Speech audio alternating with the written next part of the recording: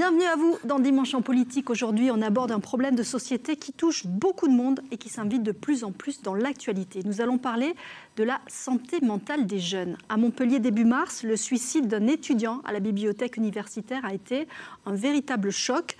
Mais comment répondre au mal-être, aux difficultés des jeunes générations ?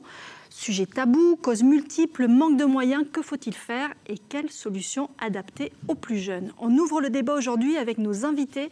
Bonjour, docteur Alexandra Carré. Bonjour. Vous êtes psychiatre au CHU de Montpellier et responsable de l'unité jeunes adultes et adolescents. Avec nous également Livia Jampi. Bonjour. Bonjour. Vous êtes étudiante à Montpellier et membre du SCUM, un syndicat très actif sur ce sujet. Et puis on accueille également Jean Sol. Bonjour. Vous êtes sénateur Les Républicains des Pyrénées-Orientales et co-rapporteur d'une mission sur la santé mentale, grande cause nationale cette année. Et vous allez nous expliquer quelles sont les pistes face à ce problème. Et on va commencer avec ce chiffre qui date de septembre dernier. 55% des 18-24 ans ont déjà connu un problème de santé mentale. Docteur Alexandra Carré, ça fait plus d'un jeune sur deux. C'est énorme. Expliquez-nous, quand on parle de santé mentale, de quoi parle-t-on en quelques mots simples ?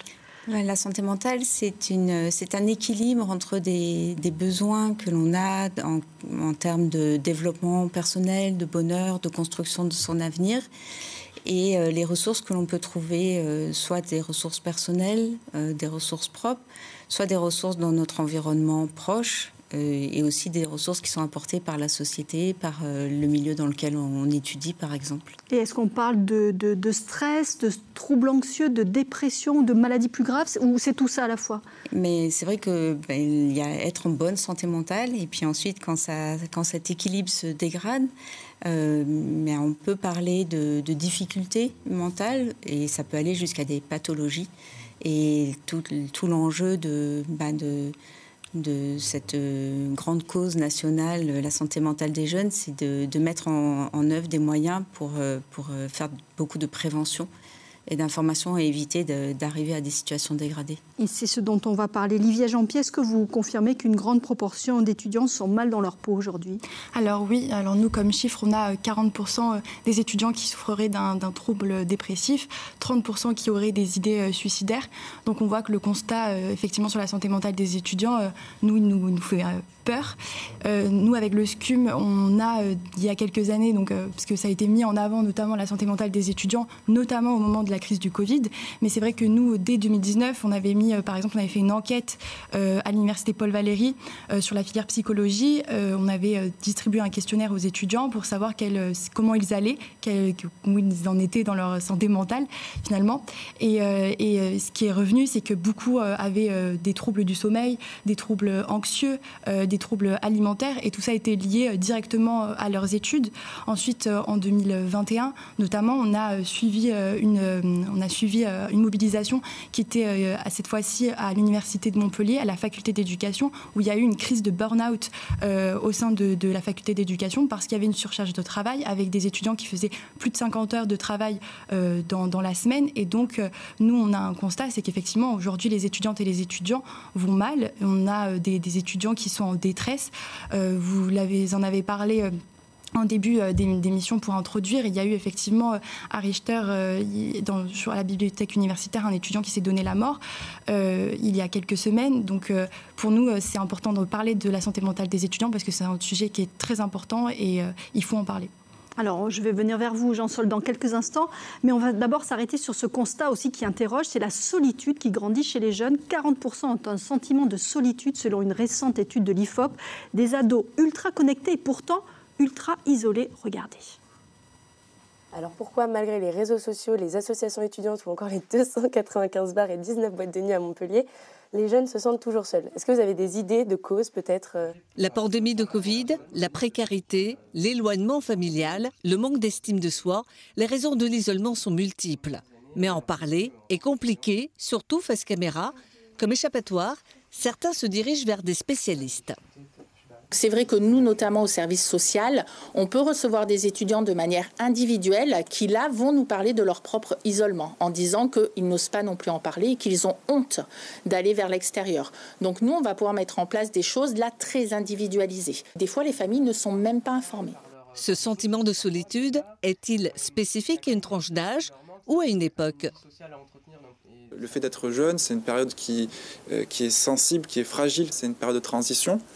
Il y a eu la génération Covid qui a beaucoup joué avec un éloignement entre les jeunes. Il y en a pas mal qui n'ont pas pu fêter, par exemple, le bac, le brevet.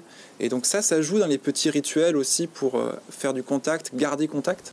Cette génération Z est une génération ultra connectée. Une hyperconnexion qui peut aussi aggraver le cas de jeunes enfermés chez eux. On parle alors de solitude connectée. Eux n'ont pas l'impression d'être coupés du monde puisqu'ils sont connectés par les réseaux ou ne serait-ce que par le téléphone. Mais concrètement, oui, ils peuvent rester des heures, des journées sans aller dehors. Quand vous rajoutez à ça tous les repas délivrés à domicile, on ne va plus faire les courses, on ne cuisine plus, on n'est plus ensemble, on ne se réunit plus, on mange chacun dans son coin. C'est un phénomène qui s'amplifie et qui devient grave. Grave, car cela agit notamment sur la santé mentale. Jean-Sol, est-ce que le Covid a clairement aggravé les choses, même si la situation était déjà compliquée avant, comme l'a dit Livia Jeanpi? Alors je pense effectivement que la situation était déjà compliquée, ça a été dit par les collègues qui sont sur ce plateau. Pour moi, la crise sanitaire a été un accélérateur des problématiques qui existaient préalablement, c'est-à-dire qu'il les a fait émerger un peu plus. Et d'ailleurs, à ce sujet, nous avions réalisé avec une de mes collègues, en post-crise sanitaire, je vous le disais tout à l'heure, un aparté, un rapport pour essayer de mesurer l'impact de cette crise sanitaire sur l'état de santé des jeunes, l'état de santé mentale en particulier.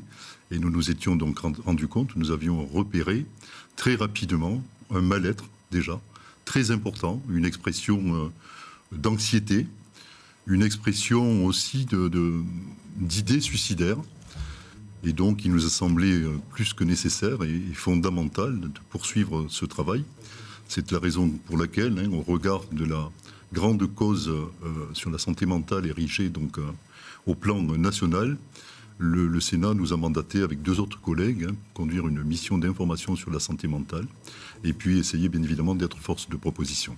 Alors, il y a des causes multiples. On parle du Covid, mais si on regarde les différentes causes du mal-être aujourd'hui, il y a aussi la précarité, le stress des études, les problèmes personnels, et puis également l'état du monde, la géopolitique. Docteur Carré, est-ce que ça, vous le constatez quand vous discutez avec vos jeunes patients? Oui, et beaucoup, moi, et c'est rapporté dans les études aussi au niveau international, le défi du dérèglement climatique aussi.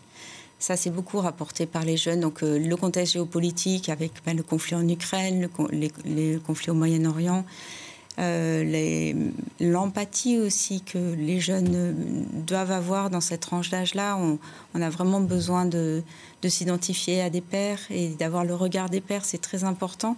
Et donc, l'empathie et l'hypersensibilité que l'on a par rapport à la détresse que l'on voit dans les contextes géopolitiques, mais aussi vraiment, il y a beaucoup d'études qui ont axé sur l'inquiétude face au dérèglement climatique et il y a 3/4 des jeunes qui évoquent un avenir qui semble très sombre, donc ça participe à la détresse. C'est aussi ce qu'on vous dit, vous rencontrez, vous, évidemment, des étudiants quand vous faites, par exemple, des distributions de colis, parce qu'il y a aussi la problématique de la précarité. Que vous disent-ils? Est-ce qu'ils s'expriment sur leur mal-être? Ah oui, alors nous, on organise par exemple des permanences administratives, donc on reçoit des étudiants qui viennent parler de leurs problèmes, donc ça revient souvent. Aussi sur nos réseaux sociaux, ils nous contactent par mail, donc on a souvent des témoignages d'étudiants qui sont en mal-être, et effectivement, c'est un lien avec la précarité étudiante. Aujourd'hui, un étudiant sur 2 ne mange pas à sa faim, un étudiant sur 5 doit sauter des repas, et nous, on le voit, encore cette semaine, on a organisé une distribution alimentaire au restaurant universitaire de Boutonnet, et c'était 300 étudiants qui ont fait la queue pendant plus d'1 heure, juste pour avoir quelques boîtes de conserve et une baguette de pain. Et donc ça, c'est une situation de précarité qui met ces étudiants en difficulté parce qu'au lieu de se consacrer à 100% sur leurs études, ils sont obligés de voir savoir comment ils vont vivre demain, comment ils vont subvenir à leurs besoins, comment ils vont pouvoir manger. Et donc, beaucoup doivent, par exemple, travailler à côté de leurs études, sachant que c'est la première cause d'échec à l'université. Donc, tout ça, effectivement, ça cause un mal-être chez les étudiantes et les étudiants. Et ça met une grosse pression aussi sur le quotidien, sur l'avenir, cette pression du quotidien, de l'avenir, des études aussi. C'est ce que vous soulignez également, Jean-Sol. Alors tout à fait, je souligne, et je partage tout à fait ce constat. Nous l'avions repéré déjà dans ce rapport en post-crise sanitaire, où certains étudiants nous exprimaient clairement ce que vous dites. On a du mal à se restaurer à midi. Alors on avait milité à un moment donné pour la mise en place d'épiceries solidaires. Ça a mis du temps à se mettre en place dans nos universités. Mais je peux vous dire qu'elles étaient en tout cas fonctionnelles et qu'elles ont bien aidé nos étudiants pendant cette période-là. Après, il y a des facteurs socio-économiques, vous les avez décrits, cette peur aussi de l'avenir, cette angoisse qui est liée à l'avenir dans un contexte, il faut le reconnaître, que même nous, adultes, nous inquiète et nous préoccupe. Et puis avec ce souci d'être orientés, d'être bien orientés pendant leurs études pour pouvoir avoir un cap. Et je pense que nous, c'est aussi notre rôle au niveau national et politique pour leur donner cette visibilité et surtout ce côté positif des choses. Malgré le monde qui est compliqué, est-ce que vous avez constaté une hausse de la consommation de psychotropes, d'antidépresseurs aujourd'hui chez les jeunes? Oui, alors la hausse aussi, beaucoup de consommation de produits stupéfiants. C'est vrai, on en parlait en aparté avant l'émission. Déjà, il y a les produits qui ont changé. C'est vrai que le cannabis, maintenant, il est beaucoup plus concentré en THC, donc qui est le tétrahydrocannabinol, qui est la molécule qui est plus... Enfin, la partie qui est sédative de la molécule et anxiolytique. Et donc, c'est beaucoup plus concentré en THC qu'il y a 10-20 ans. Et donc... au niveau, moi je suis dans un service qui travaille sur un petit peu la détection des premiers troubles psychotiques, et c'est vrai que ça majore les cas de psychose, d'épisodes psychotiques. Donc le besoin de consommer davantage de drogue. Le besoin de consommer davantage de drogue et le besoin de consommer, de mésuser des médicaments aussi, parce que c'est vrai que c'est souvent du mésusage, c'est-à-dire qu'il y a des prescriptions qui sont faites et puis après les personnes se retrouvent un petit peu avec des boîtes de traitement à la maison et puis ils mésusent de ça pour obtenir un petit peu un apaisement des angoisses, un apaisement du stress. Et c'est vrai que c'est pas encadré, c'est pas accompagné souvent. Alors la difficulté, c'est évidemment de repérer ces jeunes, d'aller à la rencontre justement de ceux qui sont en souffrance. Et c'est ce que fait à Nîmes le Psytroc. C'est un van qui s'invite chaque semaine sur les campus. Et ça ressemble à ça, regardez. Ce n'est pas vraiment une bande de vacanciers qui s'installe ce matin à la fac Vauban, mais bien une équipe de soignants du CHU de Nîmes. On se verra pour faire le point sur ceux qui sont venus. Oui, tout à fait. Dans ce van, 2 infirmiers reçoivent des étudiants pour une consultation psychologique d'environ 30 minutes. Je suis venue pour des troubles anxieux et pour trouver une solution. Le fait que ce ne soit pas un entretien face à face, qu'il y ait du coup plusieurs personnes, j'ai trouvé ça très rassurant. C'est beaucoup plus effet cocon, sécurisant que j'imaginais. Mal-être, anxiété, troubles dépressifs. Entre 2020 et 2024, le nombre d'étudiants ayant déjà pensé au suicide a été multiplié par 3, avec une forte dégradation après la crise sanitaire de la Covid-19. La moyenne d'âge, elle est de 21 ans, c'est 2/3 de jeunes femmes et c'est principalement des troubles anxieux et des troubles dépressifs. Après, on a quand même aussi pas mal de jeunes qui ont ce qu'on appelle des troubles de la personnalité, c'est-à-dire peut-être des difficultés de gestion émotionnelle ou de comment ils gèrent les relations aux autres. On se rendait compte qu'ils arrivaient quand même très tard vers les soins et qu'ils avaient souvent eu des difficultés à accéder aux soins. Donc on a eu l'envie d'améliorer ça et d'aller vers eux. Le dispositif vient compléter une offre de santé déjà présente sur le campus, mais qui n'arrivait pas à répondre à toutes les demandes de prise en charge. Ce sont des âges un peu de fragilité vis-à-vis de certaines pathologies de psychiatrie pour toute personne. Et c'est vrai que quand on avait des difficultés qui apparaissaient chez des étudiants et où on savait qu'on allait avoir besoin d'une évaluation psychiatrique, on était vraiment en difficulté d'orientation vers des équipes spécialisées en psychiatrie. Et là, en plus, c'est une équipe qui est spécialisée en santé mentale des jeunes. Et donc, on est vraiment sur une équipe ultra spécialisée pour les étudiants que nous accompagnons. Le Psy-Troc est accessible tous les mardis sur 6 espaces de la ville de Nîmes, la Fac Vauban, la Fac de médecine, l'IUT, la Villa Origène et l'Esplanade Charles de Gaulle. Dimanche en politique sur la santé mentale des jeunes, on va parler des solutions à présent. Livia Jean-Pi, est-ce que ça typiquement c'est la bonne solution pour aller à la rencontre des jeunes ? Oui, ça en fait partie. Effectivement, comme il est dit dans ce reportage, il y a un manque de psychologues. Nous, on le voit par exemple à l'université de Montpellier, à l'université Paul Valéry. Par exemple, il y a le centre de santé universitaire, donc le CSU, qui est par exemple surchargé. C'est-à-dire que les étudiants qui veulent demander un rendez-vous pour obtenir une psychologue, aujourd'hui se retrouvent en file d'attente et n'ont pas de rendez-vous avant un bon moment. Donc c'est important de mettre des dispositifs en place. Nous, par exemple, avec le SCUM, on a réussi à mettre en 2024 une permanence d'aide psychologique, notamment sur l'UFR5 de l'université Paul Valéry, donc qui est l'UFR qui regroupe tout ce qui est filière de psychologie, anthropologie, sociologie. Et donc c'est c'est ce type de dispositif qu'il faut mettre en place. Il faut mettre plus de psychologues parce que c'est important, parce que effectivement il y a une demande trop haute par rapport au nombre de psychologues aujourd'hui. Les Psy-Troc, ça pourrait être une bonne idée peut-être pour votre rapport, Jean-Sol. Alors moi je pense effectivement que c'est une idée, surtout que c'est quelque part un aller vers, parce que force est de constater aujourd'hui que les jeunes ont du mal à parler de leurs problématiques, à s'exprimer, et si on n'est pas un observateur averti, c'est compliqué de déceler. Alors je pense que d'aller à leur rencontre, c'est une très très bonne chose. Hein. Ça peut faire partie effectivement d'un panel d'outils à disposition dans cette idée d'aller vers. Après, il y a un certain nombre de dispositifs en France, mais dont on attend aussi des rendez-vous pendant très longtemps. Je parle des CMP infantaux-juvéniles, des CANF.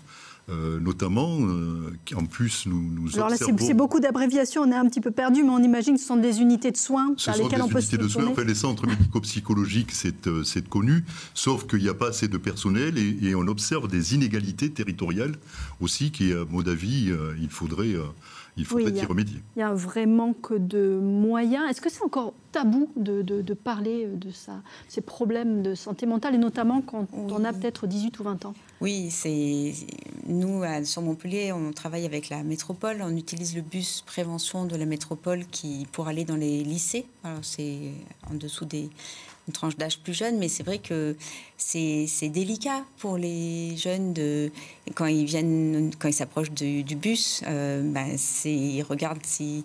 Ou alors ils viennent en bande avec tous les amis, puis ils rient, enfin ils font un petit peu de provocation, ou alors ils viennent un petit peu à la dérobée, à un moment où tout le monde est retourné en classe. Donc ça reste tabou.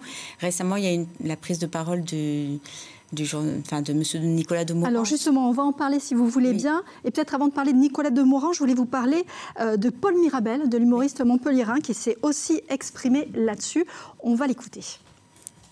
Avant, aller chez le psy, il y avait un côté fou, vraiment j'ai des gros problèmes. Et maintenant, c'est hyper commun et banalisé et que c'est trop bien que ça ait pu évoluer, tendre dans ce sens-là. Ouais. Voilà, donc le Montpelliérain qui dédramatise le fait d'aller chez une psy, qui consulte depuis 2 ans. Il explique en quoi ça l'aide, tout ça avec beaucoup d'autodérision à la Paul Mirabel. Donc, voilà, Paul Mirabel, vous en parliez. Il y a également Nicolas Demorand qui s'est exprimé sur sa bipolarité. La chanteuse Louane également qui parle de ses soucis. Est-ce que ces témoignages sont importants pour sensibiliser ? Oui, il y avait eu un effet Stromae, parce que Stromae aussi, il y a quelques années, s'était exprimé en direct sur ses idées suicidaires. Et immédiatement après, parce qu'il y a un numéro national qui est le 3114 à contacter quand on a des pensées suicidaires, et il a été submergé d'appels. Ça a été immédiatement après l'intervention de Stromae qui a osé parler de ça. Donc oui, c'est très important que des personnalités banalisent un petit peu et expriment leur cheminement. Livia Jean-Pi, Jean-Sol, on a besoin d'ambassadeurs sur ces questions-là ? Allez-y, mademoiselle. Mais on a besoin d'en parler, effectivement. Il faut que les étudiantes et les étudiants, enfin, je parle beaucoup des étudiants parce qu'effectivement, on a un syndicat étudiant. Donc, mais effectivement, il faut absolument, en tout cas, s'il faut avoir des ambassadeurs, il faut aussi que, par exemple, les universités communiquent sur les dispositifs qui sont mis en place. On sait que... C'est pas le cas ? Très mal.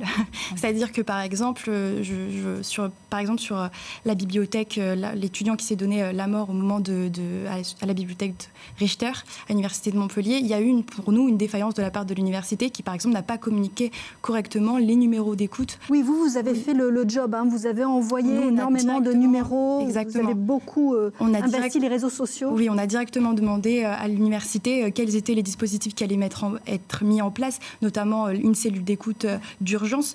Bien sûr, l'université ne nous a pas tout à fait communiqué tout cela. D'ailleurs, il y avait une cellule d'écoute qui devait être mise en place à la M2 de Richter. Malheureusement, il n'y avait rien qui indiquait que cette cellule d'écoute était mise en place, effectivement, avec les horaires, par exemple. Et donc, nous, on estime qu'il y a eu une défaillance de la part de l'université sur ce point-là, à ce moment-là.